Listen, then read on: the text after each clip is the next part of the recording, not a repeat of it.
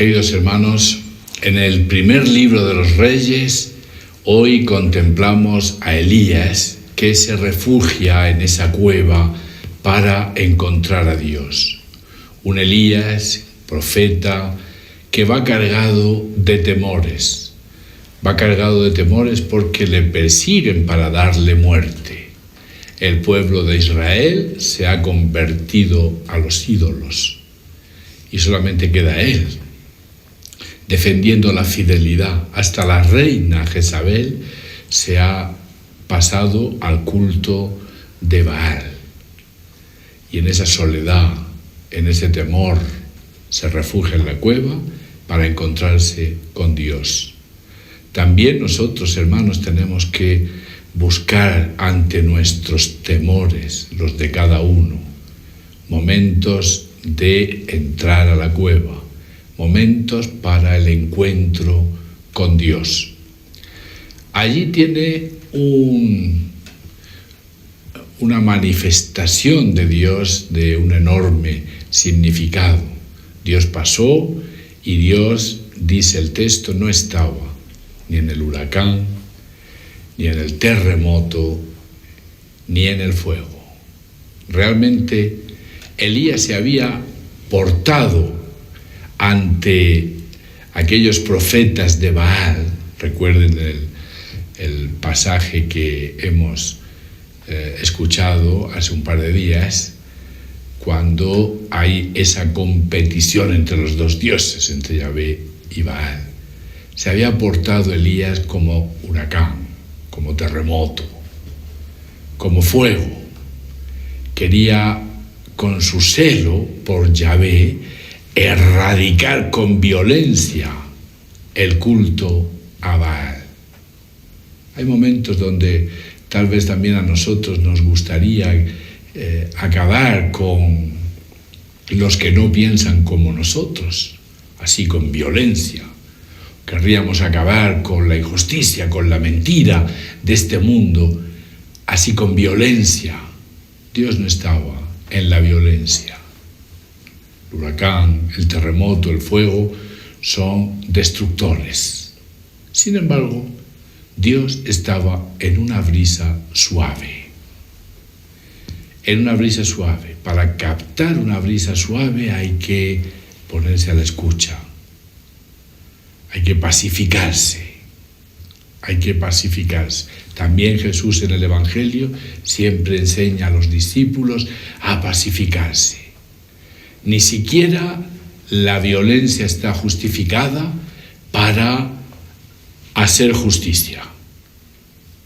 Percibir a Dios es silenciarse, es callar para poder percibir una brisa.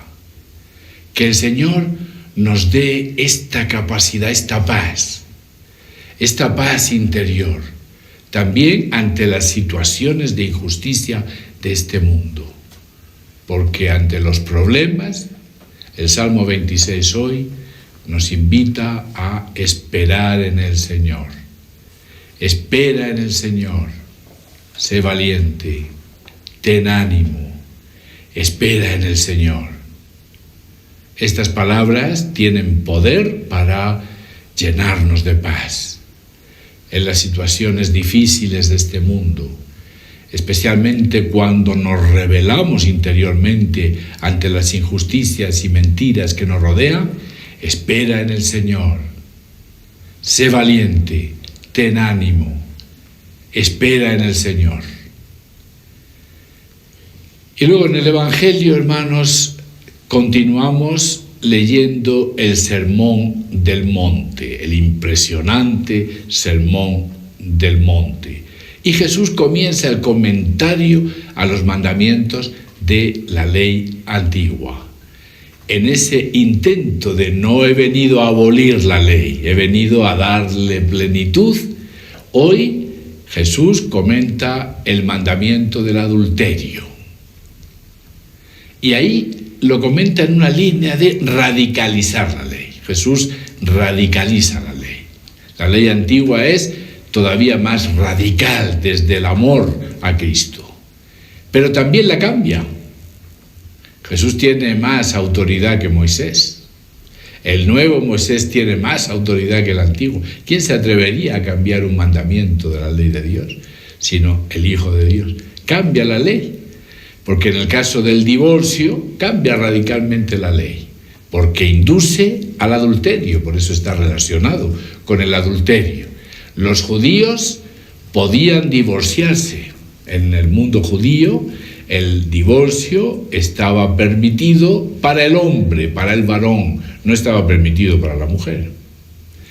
El varón podía darle a la mujer un acta escrita de divorcio y con eso quedaba libre, pero la mujer ya quedaba marcada para siempre y por tanto también quedaba en situación de poder caer en el adulterio. El que se divorcie de su mujer, excepto en caso de prostitución, la induce al adulterio. Y el que se case con la divorciada comete adulterio. Entonces, el divorcio fomenta el adulterio. Jesús se sitúa en contra del divorcio. En un mundo donde el divorcio no era aceptado o era permitido, donde el divorcio era permitido, también hoy día, en una situación como la que vivimos, donde no está de moda o no es fácil que se comprenda la unión matrimonial para siempre, porque hoy día pues, nos dan miedo las opciones de por vida, nos dan miedo las opciones para siempre. Y bueno, varones y mujeres se juntan mientras dure el enamoramiento. Cuando llegan los problemas se separan. En esa situación Jesús se declara a favor del matrimonio para siempre, el matrimonio indisoluble, con lo cual radicaliza y cambia la ley antigua. Pero además radicaliza el adulterio cuando dice algo que realmente debía de resultar escandaloso: se puede ser adúltero con el deseo del corazón. Hermanos, hasta las intenciones del corazón hay que evangelizar, hay que convertir desde el Evangelio en los deseos del corazón, en las intenciones de nuestro corazón, en lo más hondo, en lo más íntimo de cada uno de nosotros, no solo en lo que hacemos, también en lo que deseamos. Hasta ahí tiene que entrar la fuerza liberadora, purificadora, transformadora del Evangelio de Cristo, hasta las intenciones. La moral de Cristo es muy radical, una moral que limpia las intenciones, que limpia lo más profundo del corazón.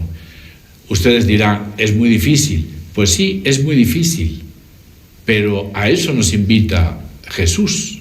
Y si Él nos invita es que es posible. Una transformación profunda, radical, tiene que ser nuestro ideal, el que nos mueva continuamente en la vida. Hermanos, nuestra vida sexual también tiene que ser evangelizada y convertida. El Evangelio llega también a la vida sexual. También ahí llega la palabra de Dios a iluminarla, a liberarnos, a llamarnos a la conversión. Los cristianos no podemos estar fomentando malos deseos en actividades que fomentan los malos deseos y que lamentablemente en estos tiempos están tan de moda, como la excitación por medio de imágenes, de pornografía, que excita al final el deseo del corazón. Y por último, Jesús nos llama a cortar el pecado en forma radical. Si tu mano te escandaliza, te lleva a pecar, córtala. Si tu ojo te lleva a pecar, sácatelo. Porque lo que te importa es llegar a la vida eterna. Evidentemente son hipérboles, son exageraciones, pero son exageraciones que nos ayudan a pensar. Nos ayudan a pensar. Hay que cortar realmente, radicalmente, con lo que nos impide llegar a la vida eterna. No hace falta cortarse la mano, tal vez, o sacarse un ojo, pero sí hace falta cortar con lo que nos impide llegar a la vida eterna. ¿Qué me impide llegar a la vida eterna? Pueden ser personas, pueden ser vicios que tengo, pueden ser actitudes, pueden ser cosas que me esclavizan en esta vida. Jesús nos invita a elegir la vida eterna, a decidirnos por la vida eterna y a ser valientes y decididos para cortar radicalmente con lo que nos impide llegar a esa vida eterna, porque no hay nada más importante.